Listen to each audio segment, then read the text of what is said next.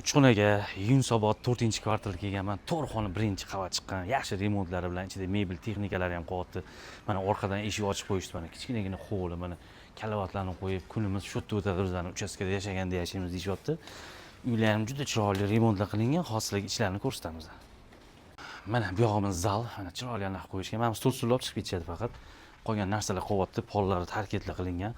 Xo'sh, endi mana sizlarga bir chekkadan tushuntiraman. Mana podyezdni eshigi mana kiraverish. Mana bu yog'imiz bitta detskiy xona. Spalniy, mana bu yoqda yana bitta spalniy kirib ko'rsatib turgan yo'llarni ham.